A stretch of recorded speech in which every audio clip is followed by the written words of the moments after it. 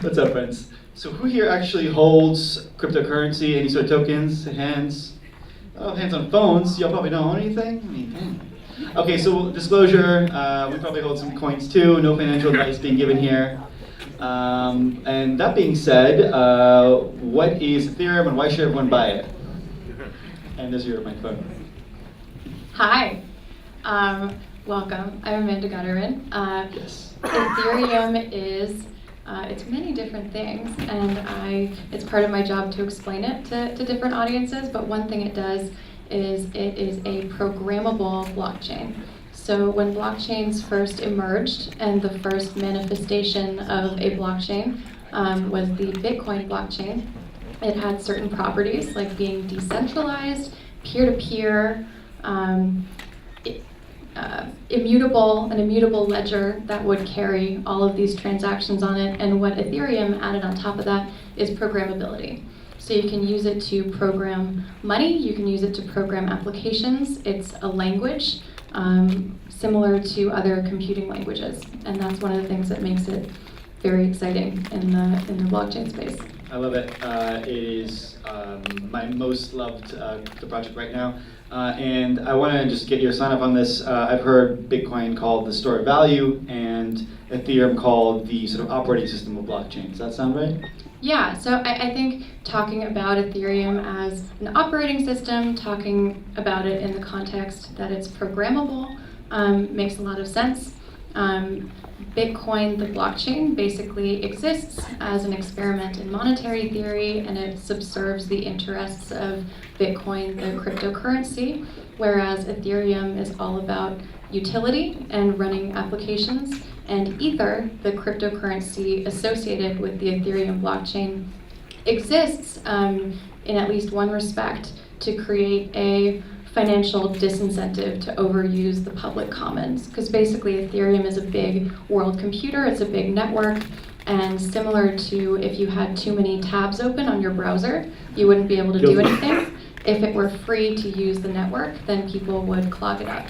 So Ether exists as that disincentive, and as you mentioned earlier, people who believe that Ether is valuable or that it will be in the future often do because they believe that people will require it as gas or fuel to power their applications. Yeah, and something that we talked about before this that I love and I think is incredibly important to focus on is that the value of Ether itself, and in fact the value of any cryptocurrency relative to its actual utility as a blockchain, as a technology, are not correlated. And I wonder if you could talk a little bit about, there's a lot of hype around the price going up or down. Are we in a bubble or are we not? Versus where's the technology really at? Sure. So, of course, there is a lot of hype right now around cryptocurrencies and around blockchain. Some people are reminded of the early web bubble.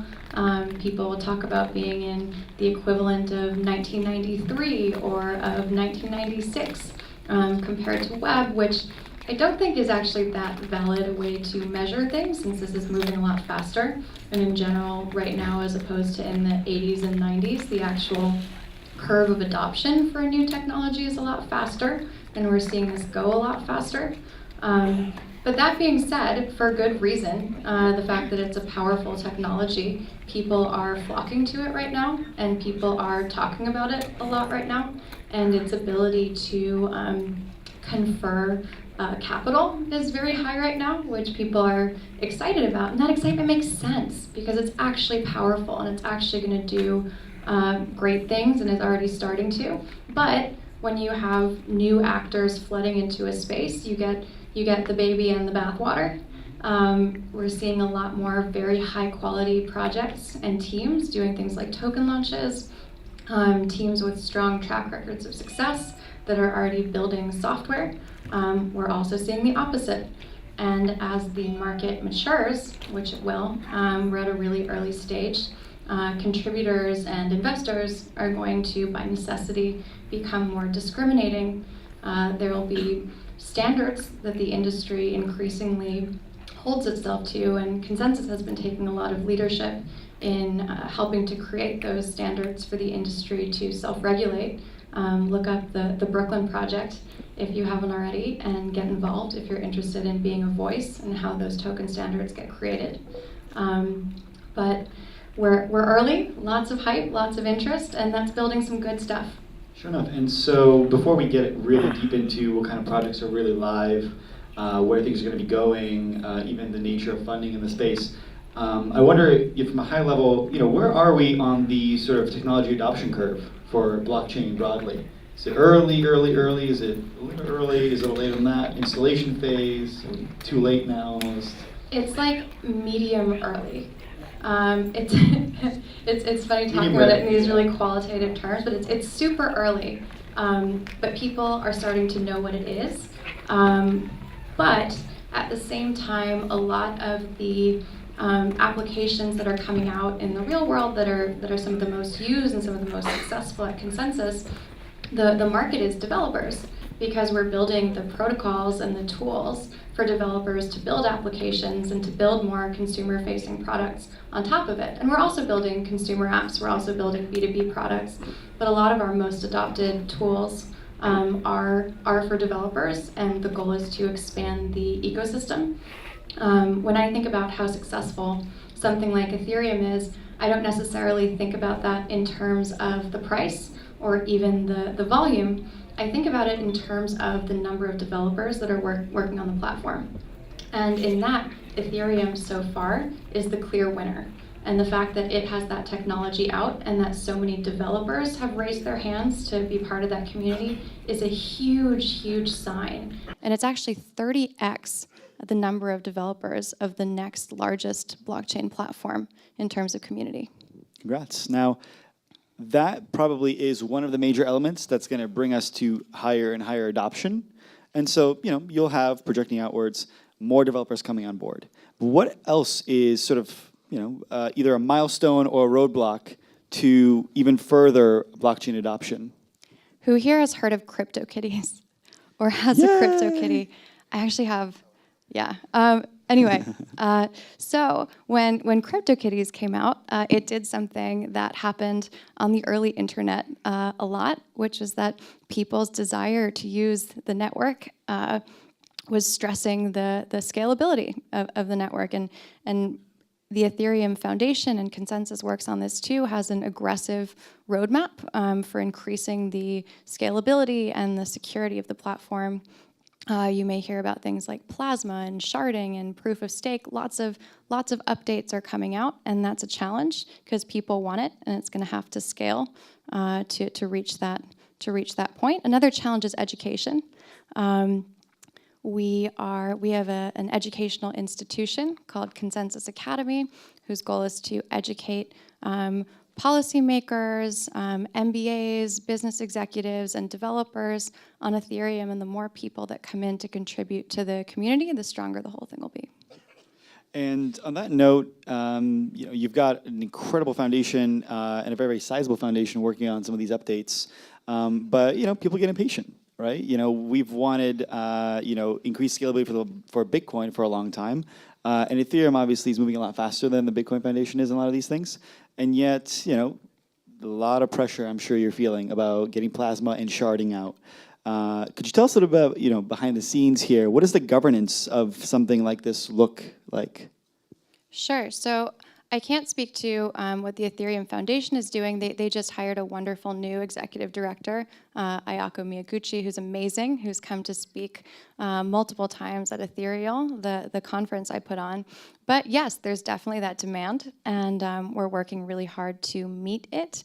And the really good thing is that the interest in the products forces us to learn and scale really quickly.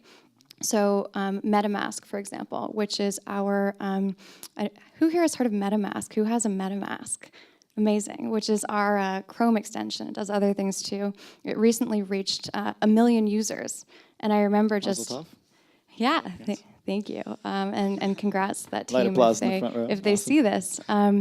But they were when CryptoKitties happened and when certain other big token launches have happened, they've received lots of customer support requests. They have lots of tickets, and they refine their process for dealing with those. Infura, which is our infrastructure layer, they're now receiving 5.6 billion requests per day, and that enables them to refine their processes. And Truffle, another really great consensus project, is kind of the layer underneath, which is the most used Ethereum development framework. Because when consensus started, there were all these great ideas for applications, and the realization was that before building the houses and inviting all the people, you'd need to build the roads.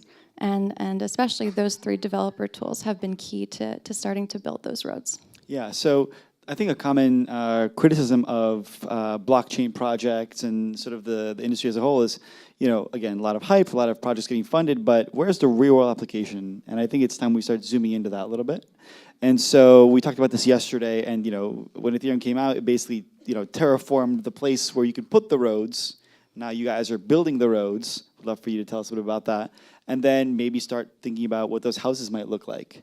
So now, resting that analogy, what are some of the projects that Consensus is working on that maybe, for us not working on smart contracts or cybersecurity, we might not know, but you have these, 30x size developer pool relative to the other projects that are enthusiastic, contributing, et cetera. What are some of those projects, and how could we as lay people perhaps either check them out or encourage at least some of our more technical friends to check them out?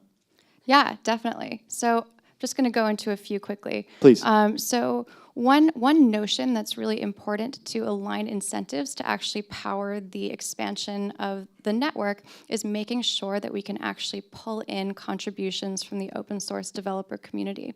So we have 2 projects that are doing that in different ways. One is the Bounties Network, and one is Gitcoin. And they're both platforms, 2-sided platforms to incentivize developers to work on open source projects. So if you have a project that you want work done on, or if you want to contribute to an open source project, those are great ways to do it. Another real live application that we have is Viant, which is our supply chain solution. Viant has just announced partnerships that are live with GlaxoSmithKline, working in the pharma industry, and also with the World Wildlife Fund, working with sustainable tuna.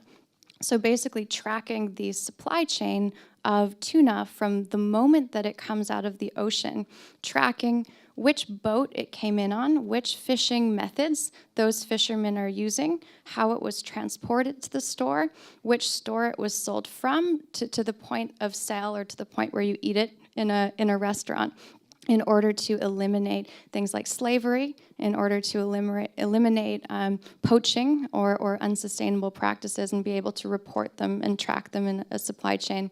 And that's a really great example of mixing something that will be extremely valuable with social impact, which I think is great. Another project that does that's going to be that's now in more of a beta phase is Uport. Right now you're nodding because you've heard of Uport. Good. So right now there are about 2.5 billion people worldwide who lack access to government-issued ID or banking services, and that makes it very difficult for them to participate in the global economy. And the idea with the blockchain is that you can have an identity that can be attested to by the people around you. So even if I'm a young girl in a village and I don't have any access to capital, my community can attest to the fact that I can be trusted to deliver messages or carry water. And maybe I can accrue enough reputation to secure a microloan of cryptocurrency from halfway around the world that can be disbursed in a way that's transparent to the person that's given it. And I can use that to actually start a business. And because Ethereum is programmable using smart contracts, you can actually create contracts, hire employees, and run your business without needing the missing centralized infrastructure. Hell of a thing. So we've got, we were joking earlier, unbanking the banked, but we're also talking about banking the unbanked, about, using blockchain for social impact, about empowering sort of the gig economy in a very minute scale for a project-by-project basis. All really cool applications. And now, these are, a few houses on the road, shall we say. I wonder, you've got a big, wide view of this entire industry. And I wonder if there are any other projects that come to mind that you admire, that you think are doing things well, that maybe have projects or are soon to release those projects outside of consensus. Sure. So outside of consensus, so some projects that I really admire, BitPesa and BitOasis. Those have been around for a minute, but those are really great examples of women-led, women-founded projects that are opening up the world of cryptocurrency to underserved areas of the planet. They're very interesting. I'd definitely look into them. Could you tell the audience a little bit about each one? Sure. I don't want to spend too much time on the details, but the idea is to make exchanges where African currencies and cryptocurrencies can be more liquid with each other to stimulate business development in Africa.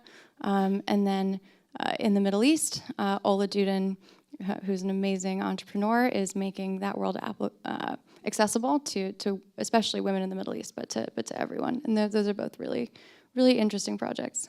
Yeah, definitely. And so we are going to have some audience questions coming up. So you can start thinking about it. We're not there yet, but I see the hands. So with that said, are there any sort of pet projects in the back of your mind that you'd love to see a real-world project actually, get in there with some blockchain applications and really disrupt? If you are looking at problems that are dear to you, anything that you think could really benefit, for example, we talked about media as one example, where blockchain could really shake things up and, make the world a better place. Sure. So I think the attention economy is a really interesting concept. I think there are all kinds of ways that value is moving around markets that aren't being able to be captured with kind of the two-dimensional financial instrument that fiat is. And if we can use tokenization and the idea of programmable money to capture some of that value, that's really interesting. And then the flip side of that is, and I worked in media before blockchain, is that the fact that the internet is free from the beginning meant that a lot of business models had to monetize using advertising and had to pay for themselves using the value of the user's time. And I think that blockchain is already opening up a lot of really interesting media business models and micropayment business models that don't rely on the user looking at an ad, or that at least make that ad market much more transparent. One interesting gesture toward that isn't a consensus project, but I think is exciting, is the Brave browser and the basic attention token. Very cool media project. Two that are consensus, AdChain, which is a white-listed registry of sites, and the idea is that that's the foundational layer on which a more transparent ad industry can be built. And the other is Civil, which can be described, among other things, as the WordPress of Ethereum. And there are probably a few existing media projects, even like Salon, which we talked about earlier, that are trying to get on this train too. And I wonder if there are ways that, say, existing media businesses can use the blockchain, colloquially speaking, to save themselves. Yeah, I mean, I think we're going to see a heterogeneous world of new startups that are blockchain-based from the beginning coming in and grabbing some market share or opening up new parts of the market, mixed with existing players adopting. Cool. So if we have some mics, awesome. If you want to throw your hands up, I see Jason back there. If you want to jump in and grab the question, you got it. Thank you. So for questions, we're going to say our name, maybe one sentence of what we do, and then the question itself. All right, my name is Jason Kendi, founder and CEO of Byzantine, along with Sam right here, co-founder. We're actually opening up a 30,000 square foot space, a block from Consensus in Bushwick, for crypto community. But I've heard you speak before about games and their importance when it comes to adoption of technology. Can you tell us a bit more about that, especially for crypto and blockchain? Yes, for sure. Thank you. Jason.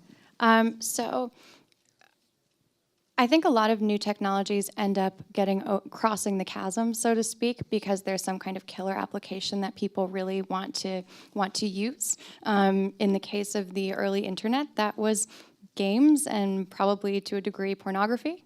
I think that we're going to see games play a really big role in the adoption of blockchain, and not just games, but applications people want to use and things that are fun to use.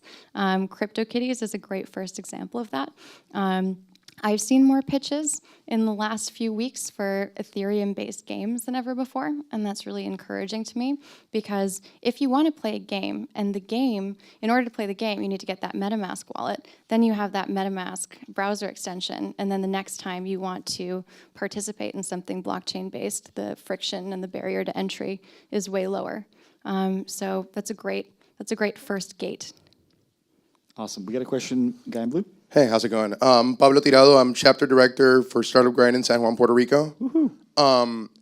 So Puerto Rico, a couple of years ago, passed a law where if you move to Puerto Rico for more than half of the year and most of your income is from capital gains, you don't pay taxes. So that's attracted a lot of cryptocurrency and blockchain interested people to the island. A lot of people who are very verifiably decent, good people in the space, but also a lot of weird, creepy characters. Being a woman in the space, how do you easily find out who's legit and who's kind of a weirdo on the corner?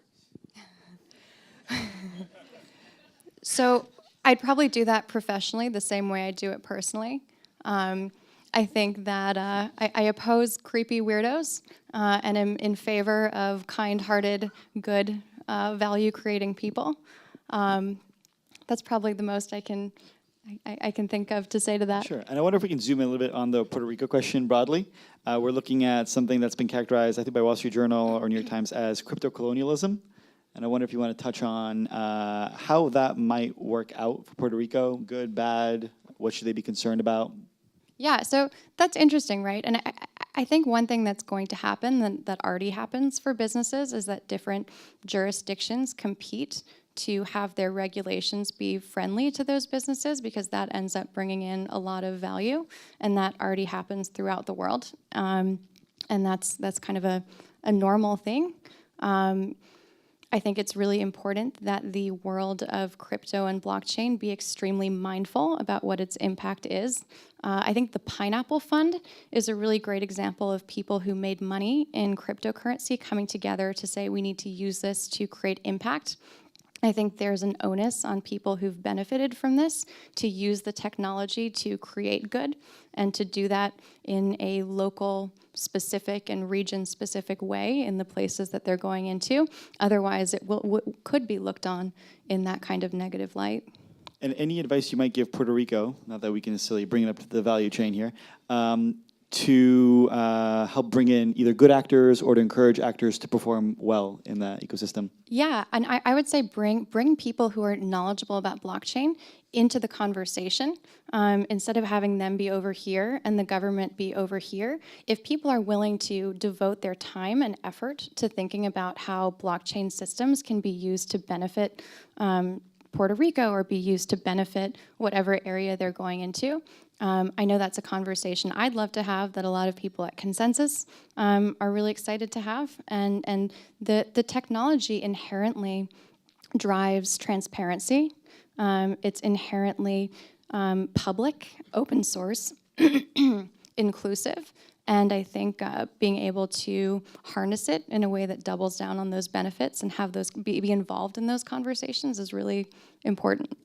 Awesome. So I think we're looking at two more questions. So if you got hands, I see somebody pointing to somebody else. So if you've got a mic, stand up, speak up, please. Hi, I'm Lou Esbin, along with JC Burnett. We're the founders of LoadChief, which is a marketplace that brings professional logistics companies together with professional drivers. So we're a B2B site. My question to you is, what role do wallets play? You hear a lot about this kind of wallet, that kind of wallet. What are wallets, and what role would they play in a B2B business? Yeah, so I almost feel like wallet is the wrong word, and it's sort of like like a folder, or it's a place where you store all the elements of your identity. And calling it a wallet makes it seem like it's just monetary, but your identity is going to turn into a wallet, basically, that's self-sovereign, so that instead of splashing all of the information about ourselves, whether that's financial, whether that's personal, whether that has to do with medical data, instead of splashing that all over the internet and all these different pieces, the idea is on the Web 3.0, which is what we call the blockchain-powered internet, that you will have self-sovereign identity, which means that you, the user, will store all of those different aspects in one place that's encrypted, that you control, that there's no better word for than a wallet right now. We could call it an ID. We do call it an ID. But the idea is that you can store your identity in one place that's accessible to you, and you can granularly authorize it or permission it or sell it. Let's say I don't want a certain actor to see my medical data, but I do want to license it for use in a study in an anonymized form. I can do that using that wallet, and that holds all the different parts of my ID. Awesome. We have one more question, and while we're getting ready, Civic, we just had Vinny on yesterday, exceptional project that really has a holistic approach to identity management that I'm personally very excited about. Shoot.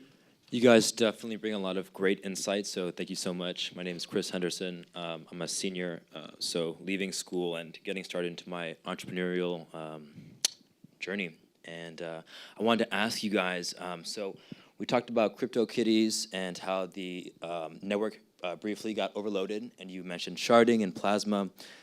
Now, what are some alternative platforms? You said there was a second platform that was an alternative, right? Because there's Neo, and they are trying to do 10,000 transactions per second, as well as they also have the Neo 1 kit, which makes it much easier for developers to program apps. They can use any language, whereas Ethereum, it's Sol, if I'm not mistaken. So what are your opinions on various platform tokens?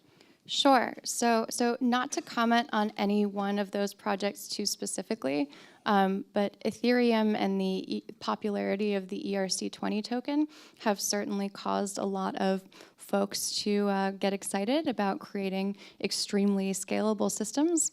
And there are a lot of entities that are making promises in the market that don't have tech out yet. And so I'm waiting to see the tech come out. Yeah, me too. Thank you so much. Please give Amanda a round of applause.